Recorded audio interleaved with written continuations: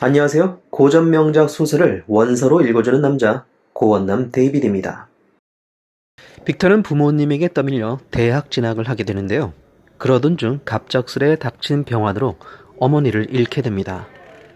내성적이던 성격의 빅터는 대학생활 적응이 쉽지 않았습니다. 이는 자연스럽게 어릴 적부터 관심을 가졌던 다소 엉뚱한 과학 영역에 관심을 가지게 되는데요. 지도교수로부터 꾸중을 들으며 낙담을 하기도 하였는데, 그러던 어느 날 자신의 관심과 열정을 알아주는 교수를 만나게 됩니다. Frankenstein, or the Modern Prometheus, Mary Shelley. Chapter 3. When I had attained the age of 17, my parents resolved that I should become a student at the University of Ingolstadt. I had hitherto attended the schools of Geneva, but my father thought it necessary for the completion of my education that I should be made acquainted with other customs than those of my native country. My departure was therefore fixed at an early date, but before the day resolved upon could arrive, the first misfortune of my life occurred. An omen, as it were, of my future misery. Elizabeth had caught the scarlet fever. Her illness was severe, and she was in the greatest danger. During her illness, many arguments had been urged to persuade my mother to refrain from attending upon her. She had at first yielded to our entreaties, but when she heard that the life of her favorite was menaced, she could no longer control her anxiety. She attended her sick bed. Her watchful attentions triumphed over malignity of the distemper. Elizabeth was saved, but the consequences of this imprudence were fatal to her preserver. On the third day, my mother sickened. Her fever was accompanied by the most alarming symptoms, and the looks of her medical attendants prognosticated the worst event. On her deathbed, the fortitude and benignity of this best of women did not desert her. She joined the hands of Elizabeth and myself. "My children," she said, "my firmest hopes of future happiness were placed on the prospect of your union. This expectation will now be the consolation of your father. Elizabeth, my love, you must supply my place to my younger children. Alas, I regret that I am taken from you, and happy and beloved as I have been, is it not hard to quit you all? But these are not thoughts befitting me. I will endeavor to resign myself cheerfully to death, and will indulge a hope of meeting you in another world." She died calmly, and her countenance expressed affection even in death. I need not describe the feelings of those whose dearest ties are rent by that most irreparable evil, the void that presents itself to the soul, and the despair that is exhibited on the countenance. It is so long before the mind can persuade itself that she whom we saw every day and whose very existence appeared a part of our own can have departed forever, that the brightness of a beloved eye can have been extinguished, and the sound of a voice so familiar and dear to the ear can be hushed, never more to be heard. These are the reflections of the first days, but when the lapse of time proves the reality of the evil, then the actual bitterness of grief commences. Yet from whom has not the rude hand rent away some dear connection? And why should I describe a sorrow which all have felt and must feel? The time at length arrives when grief is rather an indulgence than a necessity, and the smile that plays upon the lips, although it may be deemed a sacrilege, is not banished. My mother was dead, but we had still duties which we ought to perform. We must continue our course with the rest, and learn to think ourselves fortunate whilst one remains whom the spoiler has not seized. My departure for Ingolstadt, which had been deferred by these events, was now again determined upon. I obtained from my father a respite of some weeks. It appeared to me sacrilege so soon to leave the repose, akin to death, of the house of mourning and to rush into the thick of life. I was new to sorrow, but it did not the less alarm me. I was unwilling to quit the sight of those that remained to me, and above all, I desired to see my sweet Elizabeth in some degree consoled. She indeed veiled her grief and strove to act the comforter to us all. She looked steadily on life and assumed its duties with courage and zeal. She devoted herself to those whom she had been taught to call her uncle and cousins. Never was she so enchanting as at this time, when she recalled the sunshine of her smiles and spent them upon us. She forgot even her own regret in her endeavors to make us forget. The day of my departure at length arrived. Clovel spent the last evening with us. He had endeavored to persuade his father to permit him to accompany me and to become my fellow student, but in vain. His father was a narrow-minded traitor, and saw idleness and ruin in the aspirations and ambition of his son. Henry deeply felt the misfortune of being debarred from a liberal education. He said little, but when he spoke, I read in his kindling eye and in his animated glance a restrained but a firm resolve not to be chained to the miserable details of commerce. We sat late. We could not tear ourselves away from each other, nor persuaded ourselves to say the word farewell. It was said, and we retired under the pretense of seeking repose, each fancying that the other was deceived. But when at morning's dawn I descended to the carriage which was to convey me away, they were all there. My father again to bless me, Clovel to press my hand once more, my Elizabeth to renew her entreaties that I do write often and to bestow the last feminine attentions on her playmate and friend. I threw myself in the chaise that was to convey me away and indulged in the most melancholy reflections. I, who had ever been surrounded by amiable companions, continually engaging in endeavoring to bestow mutual pleasure, I was now alone. In the university whither I was going, I must form my own friends and be my own protector. My life had hitherto been remarkably secluded and domestic, and this had given me invincible repugnance to new countenances. I loved my brothers, Elizabeth and Clovel. These were old familiar faces, but I believed myself totally unfitted for the company of strangers. Such were my reflections as I commenced my journey, but as I proceeded, my spirits and hopes rose. I ardently desired the acquisition of knowledge.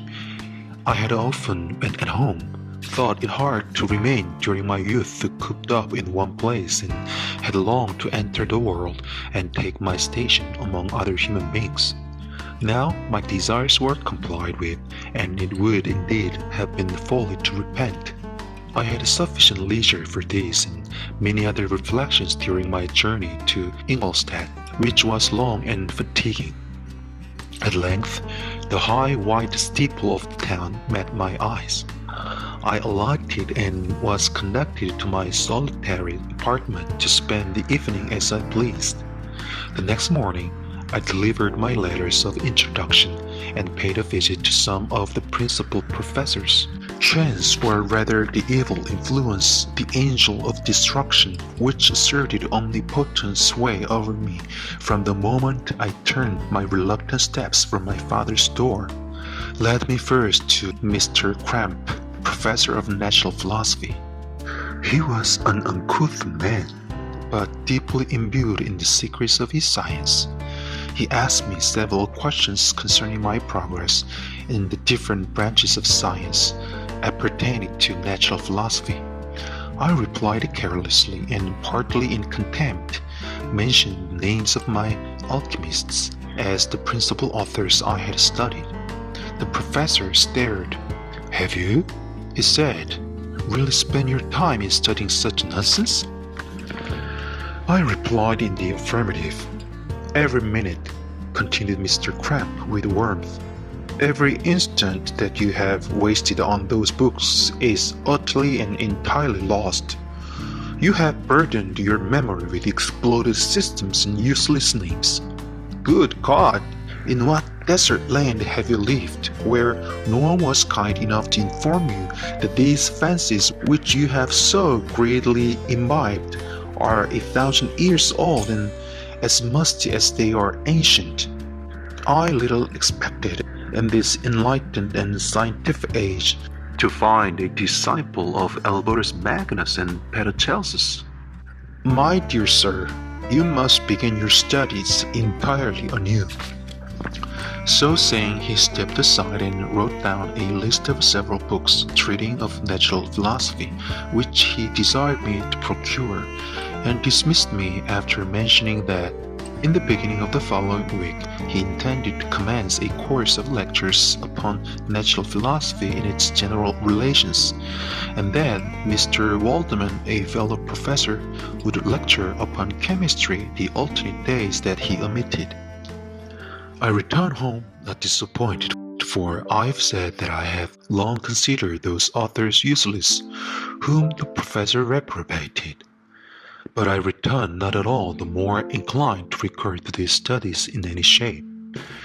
Mr. Cramp was a little squat man with a gruff voice and a repulsive countenance. The teacher therefore did not prepossess me in favor of his pursuits, and rather a too philosophical and connected strain. Perhaps I have given an account of the conclusions I had come to concerning them in my early years. As a child, I had not been content with the results promised by the modern professors of natural science. With a confusion of ideas only to be accounted for by my extreme youth and my want of a guide on such matters, I had to retrod the steps of knowledge along the path of time, and exchange it, the discovery of recent inquirers, for the dreams of forgotten alchemists. Besides, I had a contempt for the uses of modern natural philosophy. It was very different when the masters of the science sought immortality and power. Such views, although futile, were grand, but now the scene was changed. The ambition of the inquirer seemed to limit itself to the annihilation of those visions on which my interest in science was chiefly founded. I was required to exchange chimeras of boundless grandeur for realities of little worth. Such were my reflections during the first 2 or 3 days of my residence at Ingolstadt, which were chiefly spent in becoming acquainted with the localities and the principal residents in my new abode.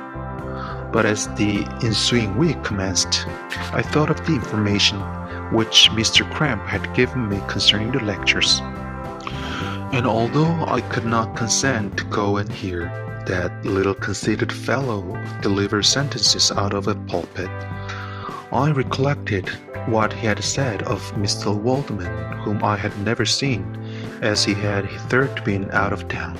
Partly from curiosity and partly from idleness, I went into the lecturing room, which Mr. Waldman entered shortly after. This professor was very unlike his colleague.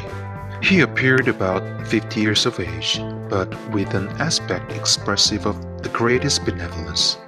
A few gray hairs covered his temples, but those at the back of his head were nearly black. His person was short but remarkably erect, and his voice the sweetest I had ever heard. He began his lecture by a recapitulation of the history of chemistry and the various improvements made by different men of learning, pronouncing with fervor the names of the most distinguished discoverers. He then took a cursory view of the present state of the science, and explained many of its elementary terms. After having made a few preparatory experiments, he concluded with panegyric upon modern chemistry, the terms of which I shall never forget. "The ancient teachers of this science," said he, "promised impossibilities and performed nothing. The modern masters promise very little. They know that metals cannot be transmuted, and that the elixir of life is a chimera, but these philosophers, whose hands seem only made to dabble in dirt, and their eyes to pore over a microscope or crucible, have indeed performed miracles. They penetrate into the recesses of nature, and show how she works in her hiding places. They ascend into the heavens, they have discovered how the blood circulates, and the nature of the air we breathe. They have acquired new and almost unlimited powers. They can command the thunders of heaven, mimic the earthquake, and even mock the invisible world with its own shadows." Such were the professor's words, rather, let me say, such the words of the fate announced to destroy me. As he went on, I felt as if my soul were grappling with a palpable enemy. One by one, the various keys were touched, which formed the mechanism of my being. Chord after chord was sounded, and soon my mind was filled with one thought, one conception, one purpose. "So much has been done," exclaimed the soul of Frankenstein. "More, far more will I achieve. Treading in the steps already marked, I will pioneer a new way, explore unknown powers, and unfold to the world the deepest mysteries of creation." I closed not my eyes that night. My internal being was in a state of insurrection and turmoil. I felt that order would thence arise, but I had no power to produce it. By degrees, after the morning's dawn, sleep came. I awoke, and my yesternight's thoughts were as a dream. There only remained a resolution to return to my ancient studies and to devote myself to a science for which I believed myself to possess a natural talent. On the same day, I paid Mr. Waldman a visit. His manners in private were even more mild and attractive than in public, for there was a certain dignity in his mien during his lecture, which in his own house was replaced by the greatest affability and kindness. I gave him pretty nearly the same account of my former pursuits as I had given to his fellow professor. He heard with attention the little narration concerning my studies, and smiled at names of Cornelius Agrippa and Paracelsus, but without the contempt that Mr. Cramp had exhibited.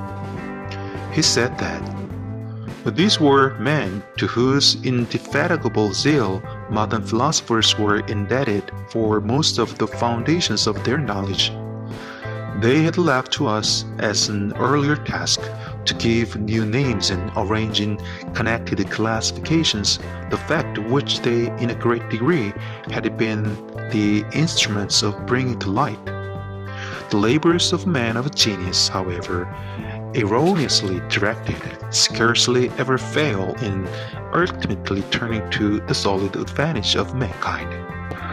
I listened to his statement, which was delivered without any presumption or affection, and then added that his lecture had removed my prejudices against modern chemists.